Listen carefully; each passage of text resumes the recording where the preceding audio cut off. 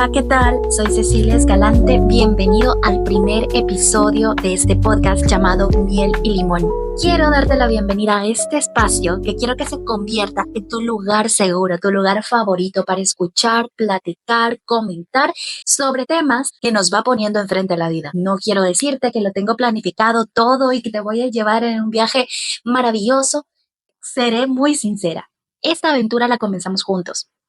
Y es que quiero que este espacio, Miel y Limón, se convierta en ese remedio como el que nos daban nuestras abuelitas, con ese cariño tan cálido, tan cercano y lleno de sabiduría para mejorarnos de la gripe, de quitarnos el resfriado.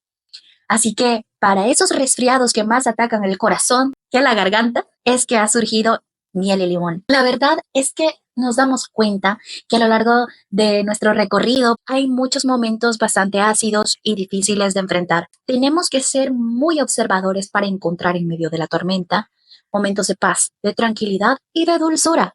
Así que a la cucharada de limón le pones un poco de miel, qué rico sabe. Para darte esta bienvenida, decidí comenzar con el tema de enfrentar el miedo de comenzar. Este miedo lo tenemos todos. Cada vez que nos encontramos ante una nueva oportunidad, un nuevo reto, requiere de nuestro enfoque, de nuestra valentía, de nuestra decisión para llevar a cabo algo. Y creo que esto me pone en perspectiva y me une a esta comunidad de podcasters, ya que todos nos hemos enfrentado con ese miedo de al no saber si esto que queremos comenzar va a funcionar o no. Realmente le he dado muchas vueltas a la decisión de comenzar este espacio. Tomé esta decisión al final al escuchar a una chica hablar acerca de sus vivencias, sus experiencias y sobre todo sus aprendizajes. Y ella me recordó que en algún momento de mi vida yo había hecho una promesa, me había comprometido conmigo misma para cumplir una misión y era colorear la vida de las personas a través de lo que hago, lo que digo, lo que proyecto. Creo que al final es muy importante tener ese compromiso, no solamente con las personas que nos rodean, sino que con nosotros mismos. Yo sé que está muy de moda hablar de salud mental, de bienestar, de autoconocimiento, de mindfulness y cosas por el estilo, lo que apoyo y que también me uno, pero no quiero que este espacio se vuelva demasiado técnico. Te voy a ir contando cosas y puede que en algún momento las vincule con una parte más técnica. Obviamente investigaré y compartiré los conocimientos que pueda estar adquiriendo, pero sobre todo, lo que quiero compartir es mi experiencia en la batalla, no desde el puesto del general que dirige toda la estrategia de guerra, sino como un soldado raso, quien ha salido herido, ensangrentado, al borde de la muerte, pero que al final ha encontrado la mejor técnica para sobrevivir en medio de esa vorágine de situaciones. Cuando tomamos una decisión, a veces estamos más vinculados a nuestra esencia y no podemos negarnos. Es que era lo que yo estaba haciendo durante estos últimos meses. No terminaba de encajar, no sabía qué era lo que me hacía falta. No puedo negar mi parte creativa, mi amor por el arte, que me fascina pintar, que a veces me alejo de ello y lo bloqueo. No sé cuántas veces y no sé cuántos de ustedes se han encontrado con una situación parecida. Amamos hacer una actividad, pero dejamos de hacerla y a veces es por miedo a enfrentarnos con los pensamientos que surgen en esos momentos. Y lo entiendo, no es fácil escuchar tu voz. A veces vamos por la vida llenando esos espacios de silencio con cosas, con actividades, con música estridente y pequeñas actividades que nos acaban las 24 horas del día. Había olvidado escucharme a mí misma, escuchar esa esencia llena de colores, de formas, y encontré también mi voz. Me acordé de esa voz. Desde los 9 años decidió tomar un cuaderno y comenzar un journaling. Y empezaba cada día con mi querido diario. Hoy en el colegio. Era muy divertido, pero debo reconocer, eso también me define, qué miedo me daba. Qué miedo me da al comenzar esto. Y es que debemos aceptar que es verdad, el miedo está presente en la humanidad desde que ésta existe y que debemos considerarlo también como natural. Bueno, ciertos tipos de miedo son naturales. Científicamente se ha comprobado que los que sí son considerados como naturales es el miedo a lo desconocido, ya sea relacionado con la oscuridad o incluso con los sonidos estrepitosos que vienen de algún lugar y que no sabemos si nos están indicando algo importante y que debemos huir de eso. Así que fue ese sentido de supervivencia los que nos ha mantenido hasta estos años. Otro de los miedos naturales es el miedo a las alturas, que también con sentido común entendemos que si nos acercamos a un precipicio, podemos tirarnos y que algo malo va a suceder. Entonces, si esto nos ha ayudado, podemos deducir que los otros tipos de miedo también nos están indicando cosas. Nos dicen, hey, sé prudente, pero que por esa prudencia, que no te ataque la parálisis, que también ocurre, y más cuando tengamos que tomar decisiones. Ya cuando hablamos de otros tipos de miedos, descubrimos que estos miedos se han ido adquiriendo a lo largo de nuestra vida. A veces hemos tenido malas experiencias con un objeto, un lugar, un animal o incluso con personas. Y tratamos de evadir esas circunstancias o esas personas, animales o lugares y al revivir esos momentos catastróficos que pudieron haber marcado nuestra vida. Por eso es que muchas personas están viviendo con fobias. Yo digo, a ver, yo no tengo ninguna fobia, pero he estado cerca de personas que sí las tienen y he podido ver cómo lo sufren y es muy duro. Puedo entender un 5% de esa fobia al haberme encontrado en varias ocasiones con una crisis de ansiedad. Esa sensación es horrible. No quiero ni imaginarme lo que se puede sentir ante una histeria causada por una fobia. Ahora, ¿qué sucede con el miedo de comenzar? ¿Por qué es que nos cuesta tanto? ¿Con qué nos estamos encontrando cuando estamos queriendo dar el primer paso? En mi caso, es la incertidumbre. Es que no sé si ese paso que voy a dar va a valer la pena. No sé si lo que voy a emprender es bueno o malo. No sé si va a tener buenos frutos. Y eso me detiene. Yo sé que de una forma u otra termino decidiendo y termino actuando. Pero el periodo previo es una agonía. Y sé que a muchas personas también nos paraliza. A veces preferimos no decidir y quedarnos en este lugar cozy donde estamos sentaditos, acostaditos, arrulladitos y con nuestra cobijita para que al final no nos enfrentemos a los nuevos retos. Incluso sé que muchos de nosotros tenemos miedo al éxito. Y dicen, oye, pero es que eso está bien tonto. ¿Por qué miedo al éxito? Es que sabes también que recibir las cosas buenas requiere de nuestra energía, de nuestro esfuerzo, de nuestra inteligencia para poder manejarlo. Y también es necesario recordarnos que siempre nos hemos estado enfrentando con diferentes tipos de certidumbre. Pero ¿cómo lo vives? A veces se te despierta cuando eres un niño, a veces con las notas, cuando te enfocas en el examen que más te costaba. No sabes si los niños que están a tu alrededor quieren ser tus amigos, si les caes bien, que si te puedes integrar al grupo de juego. Y es que a veces también cuando dentro de la familia falta mucho cariño o hay más problemas, podemos encontrarnos con esa angustia de no saber si nuestros padres nos aman lo suficiente. Pero a ver, ese tipo de incertidumbres también generan mucho estrés. Cuando somos adolescentes está más vinculado a llenar expectativas de nuestros iguales, ser aceptados. Esa sensación, ese sentido de pertenencia se despierta en esa etapa y nos ayuda muchísimo a definir nuestra identidad. ¿Y qué pasa cuando no nos sentimos seguros en el lugar, en nuestro puesto? Sentimos que no encajamos, que las piezas son completamente diferentes a mi forma y nos sentimos perdidos. Ya cuando somos adultos, esa incertidumbre se muestra más en ese miedo a tomar decisiones. Desde mi perspectiva, desde mi vivencia, es que debo aceptar que mi forma de querer encarar la incertidumbre es prepararlo todo, controlarlo todo. Bienvenida a mi ansiedad. Te ayuda, sí, porque te pone diferentes escenarios y que pueden ocurrir o no ocurrir, aunque el 91% de situaciones catastróficas que te imaginas no ocurren nunca, pero que también te pueden ayudar a prepararlo. Pero ¿cuál es mi reacción? Tratar de controlarlo todo.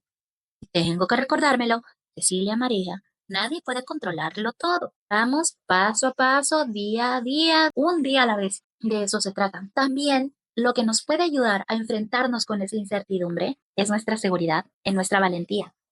Cada uno de nosotros tiene la dosis perfecta de fortaleza y de valentía. Solo que a veces esas dosis están algo escondidas o medio perdidas. Imagínate un armario lleno de pociones. Vamos a Hogwarts. Imagínate que ese armario estuviera lleno de botecitos, de frasquitos pequeñitos y que nunca los has ordenado. Sabes que están todos los ingredientes ahí para hacer la poción perfecta. Pero ¿qué sucede si nunca los has identificado? Nunca los has organizado. Jamás has hecho inventario. Pues es hora de hacerlo. Las circunstancias que se van poniendo enfrente a nosotros nos obligan a hacer ese inventario y acercarnos a ese armario y empezar a buscar esos ingredientes. Es ahí donde podemos encontrar nuestros frasquitos de valentía y fortaleza. Y sabemos que los vamos a utilizar cuando los necesitamos. Cuando ya no los necesitamos, los volvemos a guardar. Y es lo que me ha pasado a mí.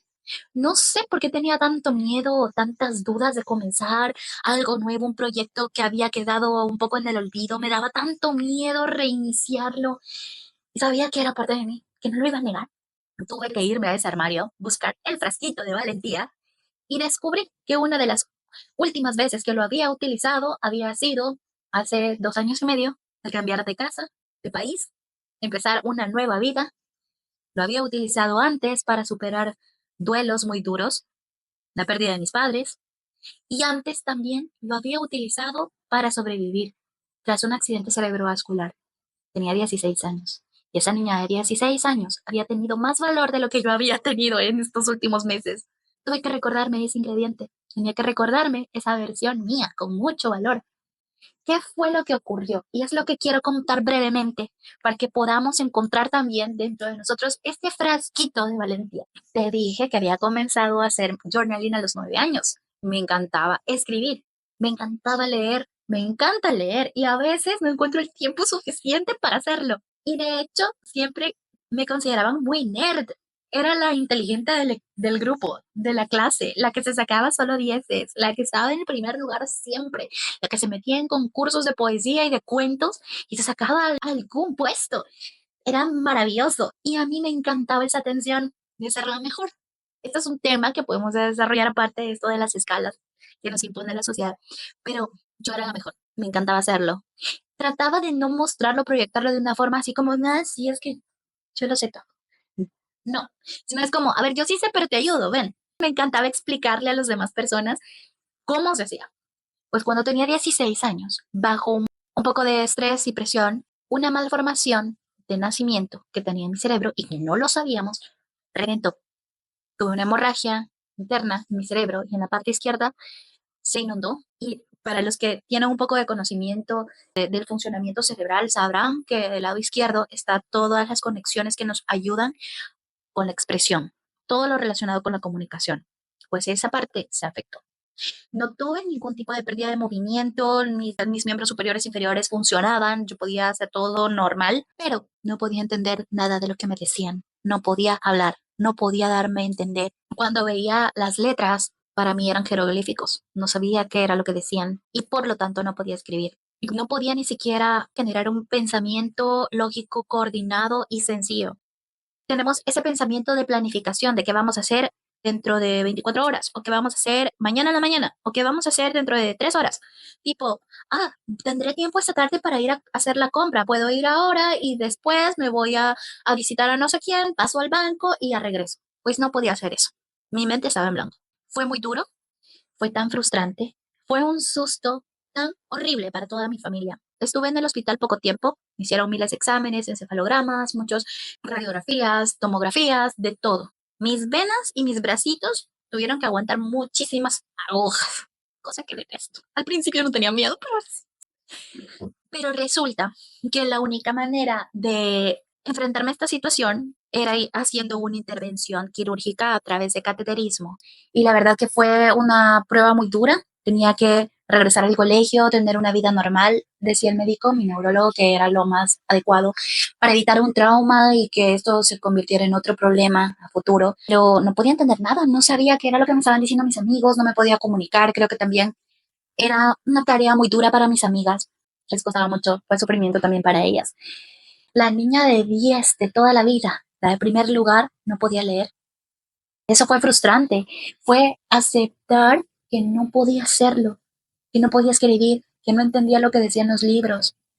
Y sinceramente, a pesar de que durante todo ese proceso de recuperación, después de la operación y todo eso, sí tuve un ánimo bastante bueno y siempre estaba contenta y siempre sonreía y sabía que las cosas iban a estar mejor y que pues sí, que Dios también me estaba dando como esa misma fortaleza y esa calma en esos momentos. Y mi familia también. Tuve un periodo de depresión bastante fuerte. No niego esta situación, creo que muy pocas personas lo supieron. Y es que llegué a querer morirme. Incluso en mis limitaciones para pensar, solo recuerdo haber tenido esa sensación de Dios, ¿por qué no me basta? ¿Por qué no lo hiciste mejor? O sea, fue muy duro porque para mí todo lo que conocía, todo lo que podía hacer, mis habilidades, nunca he sido deportista, entonces para mí eso era como, bueno, era el segundo plano, pero para mí todas las actividades que se pueden hacer sentada, no las podía hacer. Eso fue muy traumatizante y creo que en ese momento de la depresión lo que me sacó adelante fue un día me encontré con un chico que no había visto antes. No sabía que él era sordomudo. Me di cuenta cuando el profesor se acercó a comunicarse con señas. Me acerqué, vi el cuadro, no era una obra maestra, estaba bonito, pero lo que me llamó la atención fueron los colores. Irradiaban felicidad por todas partes. Y cuando el chico me ve, yo lo saludo con la mano, me sonrió. Y fue la sonrisa más bonita, pura y sincera que he visto en toda mi vida. Yo solo pensé en que, ¿cómo es posible que él tiene más limitaciones que yo y probablemente las tiene desde el nacimiento? Quizás nunca ha tenido la oportunidad de escuchar la música, escuchar el sonido del mar, el viento cuando sopla, y él está feliz. Y yo, que tengo esta situación, estas limitaciones temporales, no soy capaz de ser feliz y sonreír. Él y muchas otras personas son felices con lo que tienen y con lo que no tienen. Y porque yo, que tengo tanto, no puedo hacerlo. Creo que ese mismo día tomé la decisión de ser valiente, dejar de lamentarme de las cosas que no podía hacer en ese momento. Mejor me enfoqué en mejorar, en aprender de nuevo, desde cero, comenzar una nueva vida distinta, hacer que el cerebro buscara nuevas conexiones para desarrollar las actividades que antes se le hacían tan fáciles y que en este momento eran imposibles. Regresé a casa, fui al librero a tomar un libro de niños que me encantaba y que leía cuando tenía unos 7, 8 años. Y a tratar de leer otra vez. Cuando digo, me tocó aprender nuevamente desde cero. Trataba de leer y era peor que un niño de 5 años tratando de identificar las primeras sílabas, sílaba a sílaba. Cuando yo estaba pequeñita, practicaba la lectura, me iba detrás de mi tía con el libro de cuentos, la perseguía hasta en el baño, cuando se iba a duchar, cuando se iba a bañar, me quedaba sentadita en una silla pequeñita al lado de la puerta leyéndole. Poco a poco iba obteniendo fluidez al leer, así que a los 7 años era muy buena leyendo. Y esta vez, a los 16, me tocó hacer lo mismo, irme detrás de mi tía, leerle miles de cuentos hasta recuperar la fluidez. Yo había pensado que iba a perder ese año, que iba a suspender y, oh, sorpresa, me saqué el segundo lugar. No sé cómo, hasta la fecha no lo sé. Benditas conexiones neuronales son increíbles. Si no podían transitar todos mis pensamientos y la forma de actuar utilizando esos caminos que ya estaban construidos, porque se habían derrumbado con este accidente cerebrovascular, habían construido nuevos y los utilizó muy bien. A lo que voy, en ese momento, cuando tuve que tomar esa decisión de comenzar de nuevo, no tuve miedo. Y vinieron más cosas difíciles y pude con ellas. Entonces, ¿por qué ahora, más de 12 años después, tengo más miedo que esa versión mía de 16? ¿Por qué me estoy preguntando tantas cosas cuando sé que en mi armario sigue ese frasquito de valentía? Así que a ti, que probablemente estás ante la toma de una decisión difícil, quizás le estás dando miles de vueltas al tema de tener que elegir una carrera, qué vas a estudiar, dónde vivir, tomar una decisión de cambiarte de trabajo o probablemente comenzar un proyecto personal, un emprendimiento y no sabes si lo que estás pensando hacer es suficientemente bueno o si va a funcionar. Oye, no lo sé, es que ni yo misma sé si esto va a ser escuchado por más de una persona, pero si ha llegado a la persona indicada, aunque sea una, me basta y me sobra. Incluso si tú ya estás más pasadito de años, tienes más sabiduría y estás a punto de comenzar una etapa de jubilación y piensas que no vas a saber cómo hacer con esos cambios tan radicales, o probablemente vas a emigrar, estás cambiando de casa, estás haciendo una mudanza y te toca volver a comenzar. Yo solo te puedo decir una cosa, tranquilo, tranquila, vas a poder hacerlo. Se siente como si vas a empezar desde cero. No vas a empezar desde cero. Tú no tienes que aprender a leer nuevamente. No vas a empezar desde cero. Tienes un equipaje más completo de lo que te puedes imaginar. Ahí tienes tus habilidades, tus capacidades, tus experiencias, los aprendizajes que la vida te ha ido dejando. Tienes tu esencia pura, también incluida. Tienes tus principios bien fundamentados. Tienes tus cimientos completos. Y eso, aunque te muevas de lugar a lugar, siempre van a estar contigo. Así que no temas. Sigue adelante.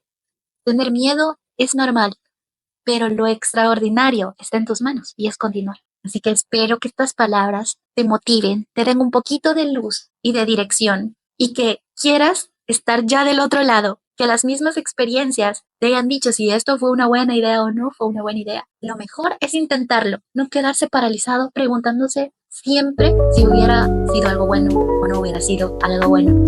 Te mando un abrazo inmenso y te deseo que este día tengas más miel que limón para combinar con todas las acciones y tareas y espero verte en el próximo episodio. Así que, chao, un abrazo.